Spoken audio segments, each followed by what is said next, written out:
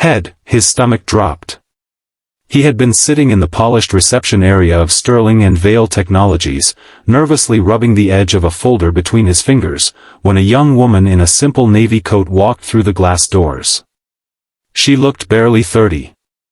She carried no expensive handbag, wore no designer jewelry, and had the quiet, slightly distracted expression of someone who had arrived in a hurry. Daniel assumed she was another nervous candidate. Trying to be helpful, he stood and offered her the empty chair beside him, joking that the interviewers were running late and that she should not worry because everyone looked terrified on their first visit. The woman smiled politely and sat down. Daniel continued talking, telling her not to let the company's intimidating building scare her. Then, trying to make her laugh, he said that if the interview went badly, she could always pretend the elevator broke and escape. The woman laughed softly. Daniel had no idea that the person sitting beside him was Olivia Sterling, the CEO of the company, and that she had come downstairs specifically to meet the final candidates herself. Before we continue, if you believe people deserve kindness, second chances, and the opportunity to prove themselves, please like this video, share it with someone who needs encouragement, leave a comment, and subscribe to the channel. Sometimes one small act of kindness can change a person's entire life. Daniel had not slept properly in 3 nights. His 8-year-old daughter, Emma, had been coughing again, and the landlord had already warned him that the rent could not be late another month. His old car had broken down 2 weeks earlier, forcing him to take 2 buses each morning just to get Emma to school before rushing to temporary jobs wherever he could find them. His wife, Rachel, had died 3 years earlier after a long illness, leaving Daniel with a little girl who still sometimes woke from nightmares calling for her mother. Since then, he had become both father and mother, cook and cleaner, homework helper and bedtime storyteller. He had learned to braid Emma's hair from online videos. He had learned how to sew buttons badly. He had learned that children could sense fear even when adults tried to hide it. What he had never learned was how to stop being afraid. For the last 6 months, Daniel had been searching for steady work. He had experience in operations, logistics, and customer service, but employers often noticed the gaps in his resume before they noticed what caused them. During Rachel's illness, he had left his corporate position to care for her. After she passed away, he spent nearly a year trying to rebuild his life. Now he was applying for a management position at Sterling and Vale, a company known for competitive salaries and excellent benefits. If he got the job, Emma could finally have health insurance again. He could pay the overdue electricity bill. He could replace the shoes Emma had outgrown. Most importantly, he could stop wondering whether they would still be living in their apartment 3 months from now. That was why his hands were shaking. When Olivia eventually stood and thanked him for the conversation, Daniel smiled, unaware of the significance of the moment. Then he walked toward the elevators. A receptionist suddenly hurried toward him and asked if he could wait in conference room 7. Daniel nodded. When he entered the room, his heart nearly stopped. The young woman from the lobby was sitting at the head of the table. Beside her were 3 senior executives. Daniel slowly lowered himself into the chair. Olivia folded her hands and looked at him with a small smile. She introduced herself as Olivia Sterling, Chief Executive Officer. Daniel felt his face burn. He wanted the floor to open beneath him. He apologized immediately, explaining that he genuinely had not recognized her. Olivia told him there was nothing to apologize for, but Daniel could barely concentrate. Every careless joke he had made in the lobby replayed in his mind. Then the interview began. At first, the questions were ordinary. His experience. His management style. His ability to solve problems under pressure. But Olivia began asking questions that went deeper. She asked him about failure. Daniel paused before answering. He could have given a polished corporate response about learning from mistakes, but something stopped him. He told her the truth. He said that losing his wife had taught him that failure was not always about making the wrong decision. Sometimes failure was simply surviving something that had broken you and still getting up the next morning. The room became silent. One executive lowered his pen. Olivia watched him carefully. Daniel continued, explaining that after Rachel died, he had almost stopped believing he could build a future. But then Emma had started leaving little drawings on his pillow every morning. She never asked him to be successful. She only asked him to keep going. He smiled faintly. He said that was the reason he was there. Not because he believed he was the best candidate. Because his daughter believed he was. Olivia looked down at the resume in front of her. Then she asked him about leadership. Daniel answered that good leadership was not about standing at the front of a room and telling everyone what to do. It was about noticing who was struggling quietly. It was about understanding that sometimes the person making the most mistakes was the person carrying the heaviest burden. Olivia asked how he knew that. Daniel hesitated. Then he admitted that he had spent years watching people judge his wife for needing time away from work. He had watched co-workers whisper when she became sick. He had watched people assume that anyone struggling was simply not trying hard enough. He said he never wanted to become the kind of manager who made someone feel ashamed for being human. For the first time, Olivia's expression changed. The interview ended shortly afterward. Daniel walked out convinced he had failed. In the elevator, he stared at his reflection and quietly laughed at himself. He had gone into one of the most important interviews of his life and told a CEO that leadership was about compassion.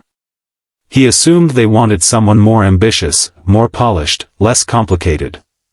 He returned home that evening and found Emma sitting at the kitchen table with a small plate of toast. She asked how the interview went. Daniel knelt beside her and said he did his best. Emma looked at him seriously and said that was enough. That night, after putting her to bed, Daniel sat alone in the dark kitchen. He opened his laptop and began searching for other jobs. Then his phone rang. It was Sterling and Vale. Daniel answered with a trembling hand. The recruiter told him that the company wanted him to come back the next morning. Daniel assumed they needed clarification about something on his resume. He was wrong. The following morning, Olivia was waiting for him in her office. She did not sit behind her enormous desk. Instead, she walked toward the windows overlooking the city and told Daniel that she had reviewed dozens of candidates over the past month. Then she told him why she had chosen him. Not because he had the strongest resume. Not because he had the most impressive education. She chose him because of what he had done before the interview even started. She explained that she had intentionally dressed simply and entered the lobby alone because she wanted to see how candidates behaved when they believed nobody important was watching. Most candidates barely looked at her. Some ignored her completely. Daniel had treated her like another nervous person who might need reassurance. Olivia said that told her more about his character than any interview answer could. Daniel was stunned. But Olivia was not finished. She told him that the company had a serious problem. Employees were leaving. Managers were becoming disconnected from their teams. Productivity was falling because people were afraid to admit when they needed help. She wanted Daniel to become the new operations manager and help rebuild that culture. Daniel almost refused. Not because he didn't want the job. Because he was afraid he would fail. Olivia told him something he would never forget. She said the company did not need a perfect man. It needed a good one. 3 weeks later, Daniel began his new job. The first months were difficult. Some employees doubted him because he was not the youngest or most aggressive manager. Others assumed his compassion meant weakness. But Daniel listened. He learned people's names. He asked why deadlines were being missed instead of immediately blaming employees. He discovered that one worker was secretly caring for an elderly parent, another was working a second job at night, and another had been afraid to tell management that she was overwhelmed. Daniel changed the way his department worked. He introduced flexible scheduling where possible. He encouraged employees to speak openly about problems before those problems became disasters. He created a simple rule: if someone made a mistake, the first question would be what happened, not who was guilty. Slowly, everything changed. Productivity improved. Employee turnover dropped. People began staying late not because they were afraid of Daniel, but because they believed their work mattered. One afternoon, Olivia walked through the department and saw something that made her stop. Daniel was sitting beside a young employee who had made a costly mistake. Instead of yelling, he was helping her understand how to fix it. Olivia smiled. She remembered the nervous single father sitting beside her in the lobby months earlier. She realized she had not hired Daniel because he needed a second chance. She had hired him because he knew how to give second chances to others. But Daniel's biggest transformation happened at home.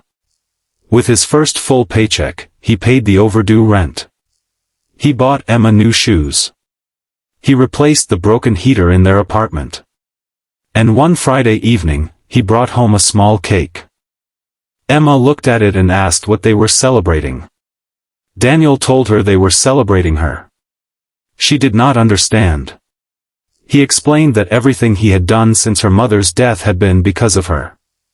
She had been the reason he kept going when life became unbearable. Emma hugged him tightly. Daniel closed his eyes. For the first time in years, he allowed himself to believe that their life was no longer merely about surviving. They were living again. Months later, Olivia asked Daniel to join her at a company event. During the evening, she publicly recognized him for transforming the department. Daniel stood before hundreds of employees, uncomfortable with the attention.